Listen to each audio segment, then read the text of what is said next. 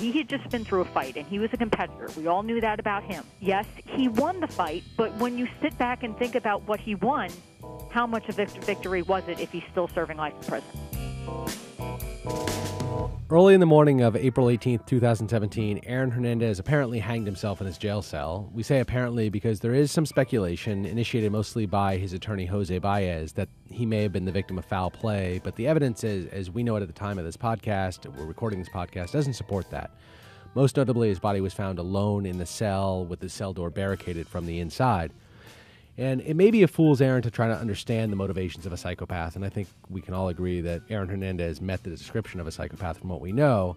But his decision to commit suicide now, at this juncture, really seems bizarre. Why would a man who is basking in the glow of his first glimmer of real hope since his 2014 arrest for the murder of Odin Lloyd, and who was by all accounts in good spirits as he prepared for the long fight ahead, and who hadn't attempted to kill himself at any point over the last few years of incarceration, why would he choose now to kill himself? And the answer is, as we're going to talk about, likely lies in the inner workings of a fragile man's mind, and also in a very obscure law that virtually no one knew about, virtually no one except perhaps Aaron Hernandez himself. I'm Jason Beckerman. And I'm Derek Kaufman. And this is Behind the Bar. As you pointed out, Aaron Hernandez has had a rough time. I mean, we remember back in 2013, they find the body of Odin Lloyd, and then his life basically falls apart from there. He's indicted. He is eventually convicted of first-degree murder in the killing of Odin Lloyd. That was back in April 2015.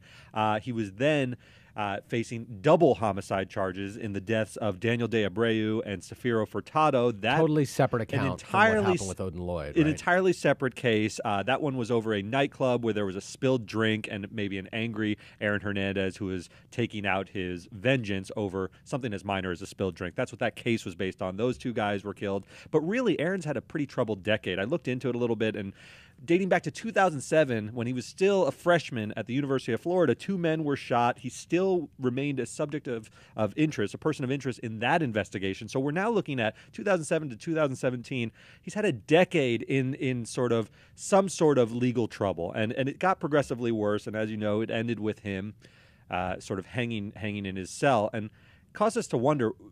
The most recent news that we've gotten was that in April 14th of this year, he was found not guilty in that double homicide. So that seemed like the first ray of hope. Earlier in 2016, he retained Jose Baez, who was very famous for defending Casey Anthony, and getting an her acquittal off. of Casey Anthony. So right. it seemed as though things were turning. It seemed as though all of the negative stuff that had happened to Aaron Hernandez was finally starting to turn in his direction. So not only is he acquitted of these 2 subsequent murders to the murder after Odin Lloyd, but he was really, at least his attorney Jose Baez and others, were talking a pretty strong game about how he was going to potentially prevail on appeal in his underlying murder conviction of Odin Lloyd. That doesn't mean he would eventually get off, but there might be a plea agreement that might come if he wins on appeal. So he may very well have not spent the rest of his life in jail. Possible he would have, and Sure. we don't know, and he certainly would have had more access to the facts and what his lawyer was saying privately than we had publicly. But nevertheless, there was a glimmer of hope, as we talked about earlier, that he might again see the light of day in the not-too-distant future. Yeah, so it causes you to wonder the timing of this, because less than a week later, Jason, Yeah. I mean, this was 5 days later. After his acquittal. After his acquittal, he commits suicide in his prison cell. And I remember the first thing that you said is, wow, how strange for a narcissist, a sociopath like Aaron Hernandez. You wouldn't expect this the kind of person who would commit suicide at this point. Yeah, it causes us to really think about the timing of this, but if you reflect on it a little bit more, he's a 27-year-old guy. He's been in trouble since he was in high school, basically. He was a freshman in college when he first started having trouble with the law. And this is a guy who saw his entire prime, basically. He was now in his late 20s. Could he have come out and maybe played productive football? Possible. But that was, you know how appeals run. Appeals, even if this worked, we're talking about 4 or 5 years down the line, he's going to come out in his 30s. Maybe that's part of what motivated this. Maybe he was looking at that uphill battle and said, this is hopeless. Even if I win this next round, I really don't have a shot of having a constructive life. You know, we're gonna interview a psychiatrist in just a minute who's gonna really be better at this than you. Sure, and I yeah, are. we're floundering. We're just... But one of the points that I would say in response to that is, well, he's been in this position for a number of years now. And over the last 3 or 4 years since the murder and then the eventual arrest and conviction, he's had ample opportunity to take his own life. But strangely, he waits until after. And I know there's no response to this, but he waits until after his acquittal on the subsequent 2 murders to do this, when frankly things were looking as good for him as they had looked in years. You would think that if somebody is suicidal, contemplating suicide, they're going to do it at their low point and not their high point. Yeah, you're right. And by outward appearances, we've seen him in court. He has sort of a stoic gaze. There doesn't seem to be anything. He seems somewhat unflappable. He doesn't look morose. He doesn't look downtrodden. Mike Pouncey, one of his friends from the NFL, said he had a conversation with him, I believe, the night before the suicide, and said nothing seemed amiss. I'm wondering how that cuts, though, because maybe if you're going to sort of have a cry for help type suicide attempt, maybe you seem more downtrodden and you're asking for someone to save you. Maybe if you're really serious about ending your life, you don't show those outward appearances and you maybe suppress them to an extent so you can actually pull it off. Right. And so to sort of get into this a little bit further, we yesterday interviewed a woman by the name of Christine Totaro, who is a PhD professor of criminal justice and the director of criminal justice master's program at Stockton University. She really knows more about the psychology of inmates and the reasons for inmate suicide than just about anybody. She's the author of Suicide and Self-Harm in Prisons and Jails. And yesterday we spoke to her about these very issues. So Christine Totaro, why now? Why did Aaron Hernandez choose now to kill himself, do you think? Well, I've been looking at the media reports this morning, and I realize that that's a big question on everybody's mind. Everybody's thinking that this might have been actually a high point for him. And I actually was looking at it kind of differently, and maybe this is the pessimist in me. But, yes, he was acquitted of murder last Friday, but he still has been convicted of another murder and has a mandatory life sentence. On top of that, now he has the 4 to 5 years, I believe, for the illegal gun charge that has to be tacked on to the back of the life sentence. So it's life plus a couple of years. And I understand that his attorney's talking about appealing, but you know what? Every attorney who's being paid a lot of money for a murder conviction talks about appealing. I mean, if Hernandez has the money, and the attorneys are more than happy to keep going with that, and even if he didn't have the money, he's a high-profile individual, so they would try it. I could see why there would be an argument for Hernandez to hang on to at least see what happens with that appeal.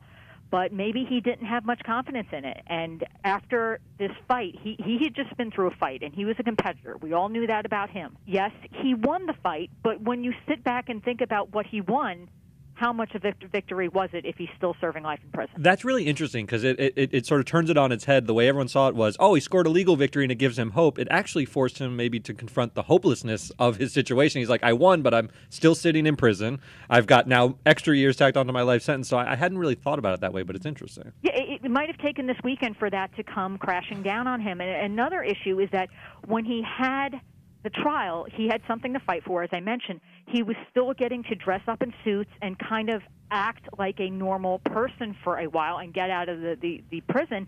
He also was getting to see his fiancée and his daughter. And now that's all gone. And now he was going to be at the mercy of whatever visitation policies are at that facility. Does the fact that he acted like such with so much confidence, the classic sort of narcissist, I would think, here's somebody who's accused at least, and I think convicted of being a real sociopath, and someone killed really in cold blood without any compassion for his victims whatsoever, and acted like such a narcissist since the killings. Does that strike you in any way as incongruous with the eventual decision to kill himself, or have you seen that before? I don't think it's necessarily incongruent. He obviously was putting on a great show. He is somebody who was able to have that poker face, and I was fascinated with him. I would always look at him in court and wonder what he was thinking, because he had it all, and then it all came crashing down.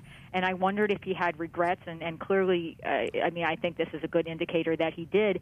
I don't think it's incongruent. I think that, he also did a good thing in terms of his prison reputation in maintaining that facade, that tough guy facade, because to admit that you're having trouble is a sign of weakness, and in a male maximum security prison, that's not a good thing to do. Well, one of the items that's been revisited in the last, 8 hours or so that we had talked about when it happened was when he was initially incarcerated, he was put on suicide watch. And there was some talk that this is common, but it is not always the case. That somebody who's convicted or imprisoned for these kinds of charges might be suicidal. Do you think there can be anything read into the fact that the jail officials or prison officials, correctional authorities, saw in him something that caused him concern at the beginning? Probably Probably not, unless there was anything more recent. The courts have generally looked at situations where people were on suicide watch before, or where they had suicide ideation, or even an attempt earlier in life.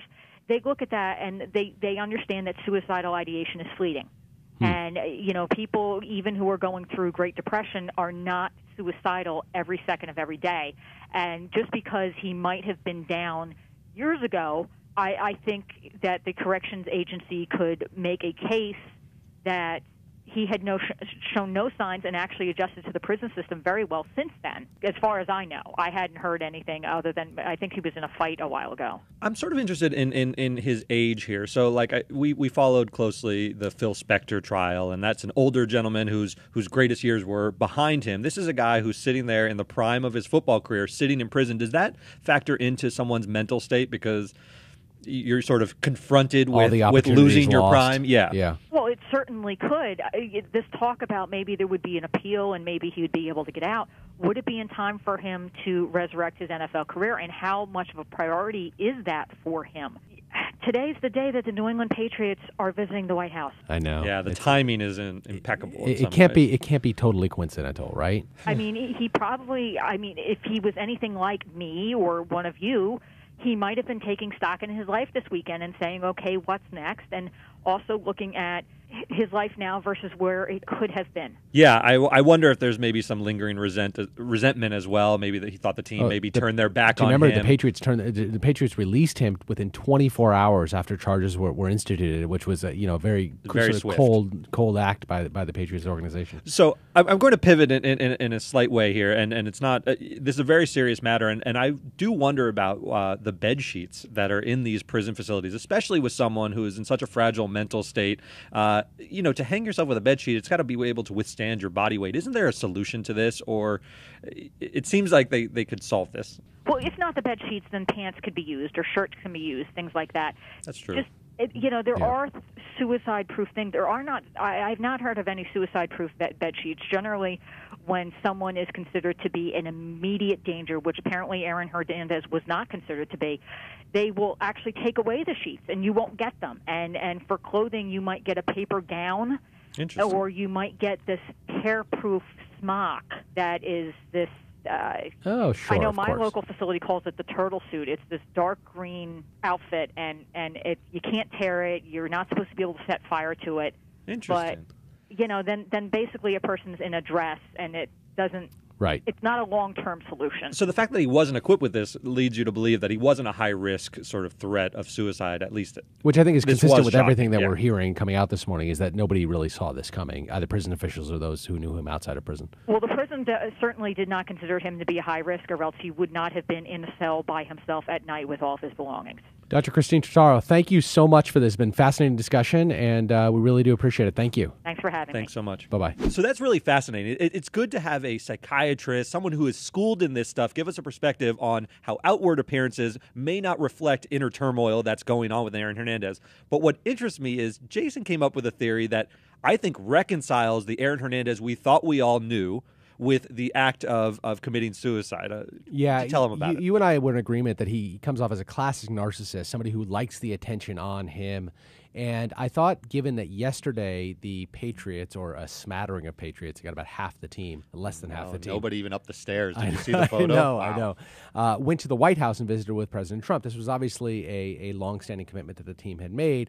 Aaron Hernandez and everybody else in the media knew that it was going to be yesterday. I think it is just, and I mentioned this during the interview, I think it's too coincidental that he killed himself on the same day the Patriots were going to the White House. Remember, when he was initially charged, within a few hours of his charge for killing Odin Lloyd, the Patriots released him summarily. Yeah. And without any ceremony whatsoever. In doing so, deprived him of his pension, deprived him of his guaranteed money he was owed under his salary.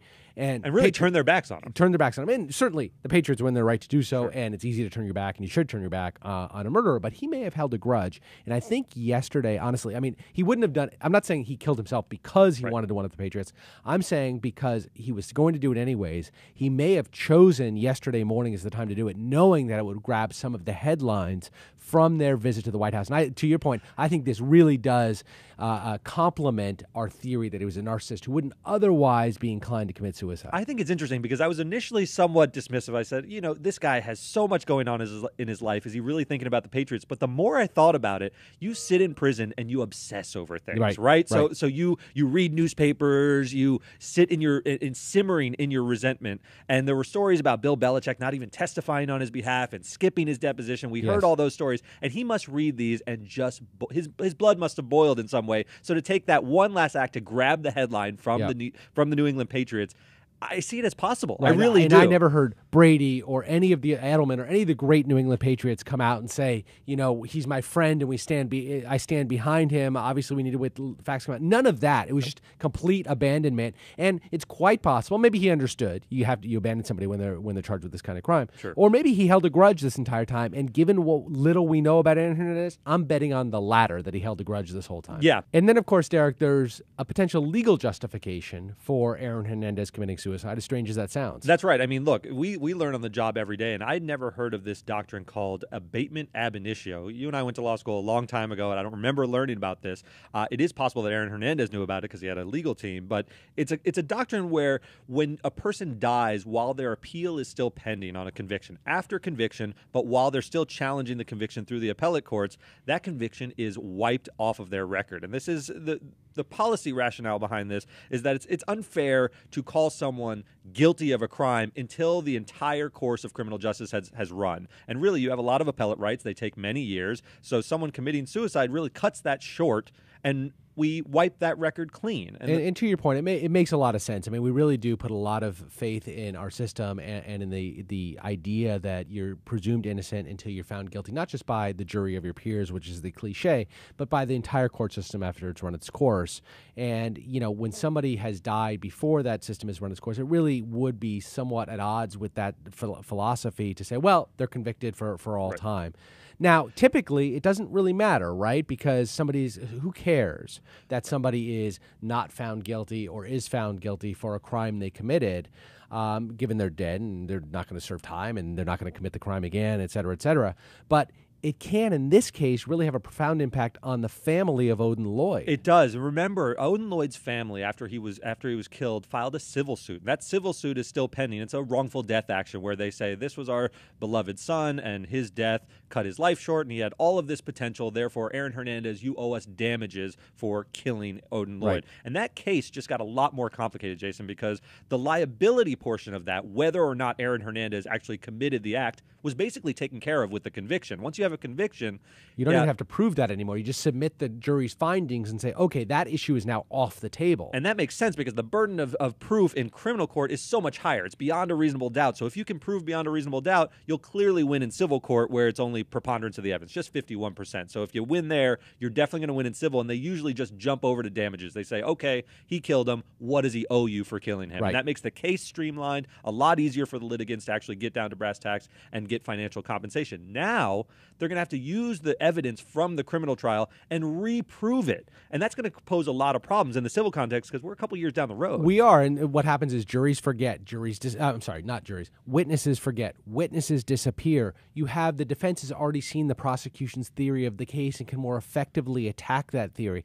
Chances are, right, there was an overwhelming mountain of evidence. Chances are that Odin Lloyd's family could, in fact, still prove their case, sure, but it may be much more difficult. You remember the O.J. Simpson case, really classic example, where he was actually found acquitted of the criminal charges, obviously, but he was sued, and one of the reasons that the Goldman and Brown families were able to prevail in the lawsuit, the civil suit against O.J. Simpson, is because they were able to call him to the stand, and he was forced to testify. You don't have the same Fifth Amendment protections once the criminal case has run, and there's no risk that he's going to self-incriminate himself. OJ was forced to testify, and he was eviscerated by Dan Petrocelli, if you remember on the witness stand, and he basically had he made the case for the plaintiff. Here, they obviously can't call Aaron Hernandez to make the case, so you're relying on police.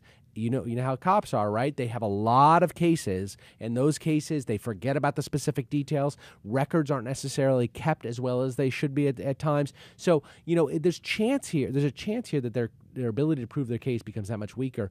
And there's also the issue of, the pension. I wanted to talk a little bit about the pension that he was entitled to receive from the NFL that was taken away from him based on the charges, and then the amount of guaranteed salary that he had as well. Yeah, it'll be interesting. You're gonna have to look at the collective bargaining agreement, I guess, to figure out how all of that works. What the ins and outs of the pensions, because his death is certainly going to cut off some rights. So I'm sure there are survivor rights for who gets access to the pension, but it's not clear how that's going to work out, right? Yeah, because as a convicted felon, he had no rights to a lot of that stuff. But he's no longer a convicted felon.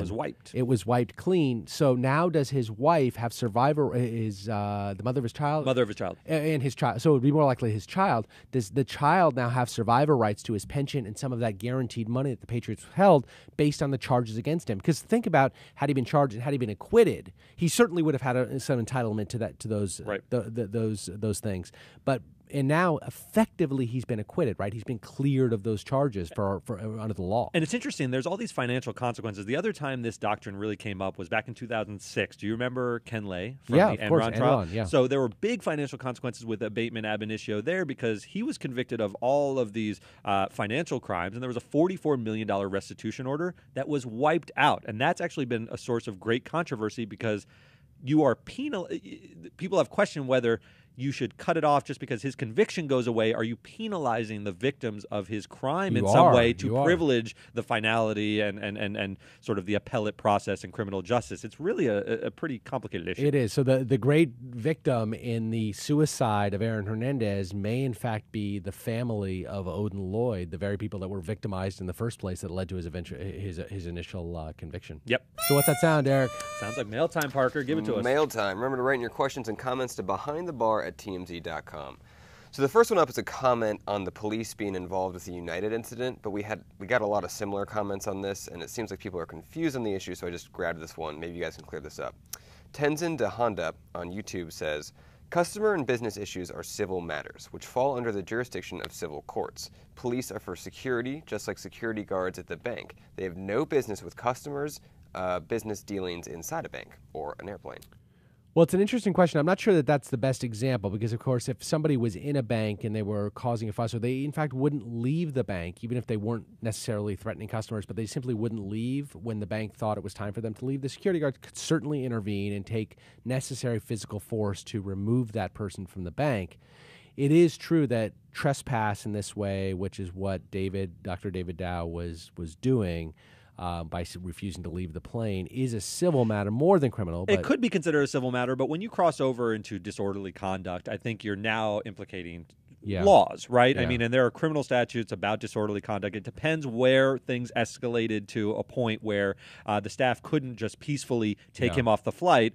He had gotten to an irate enough state that they thought, Let's bring in some authorities. I think there's been a lot of blame, rightfully so, thrown around, and I think some of the blame was properly put at United for having these weird policies about overbooking and then getting people off planes, and part of the blame was put on the flight attendants, which really is unfair. The flight attendants went by the book completely, and from what we've seen, the flight attendants were very nice to this man and tried to speak with him, and then they get the cops involved, and that's where, if there is blame to go around, that's really where the blame lies, because they're the ones that use the physical force. Now, I think there's been an unfair casting some blame on sort of conflating attendants, these two. conflating the two. Yeah, I agree. Next one up is from Cindy.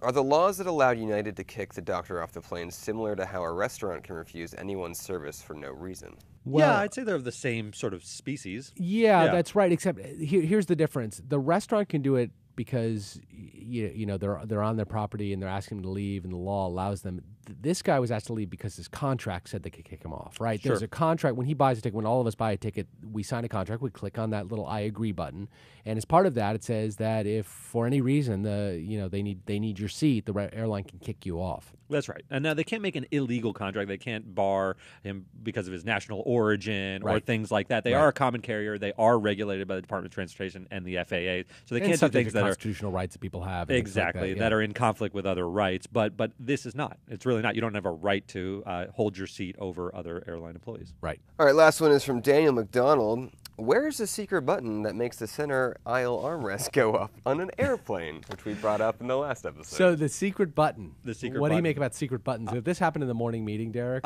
you would be talking about secret buttons forever. I've never found the secret button, but I believe I've been looking my whole life. Will someone tell me? Yeah. Someone write in and tell me where the secret button Oh, is. you've been told. You just forget because you don't care. It's so true. All right. Thanks very much, everybody. We'll see you next week. Bye. Well, it's under the armrest. Are we gonna tell him where it is? It's a lever or a button if you lift it. All right. I actually never looked under the armrest. Just lift up your lady's arm and you'll find your button. Bye. Thanks for watching. If you want more nerdy deep dives into the legal side of celebrity news, hit our subscribe button right here. And check out our previous episodes over here.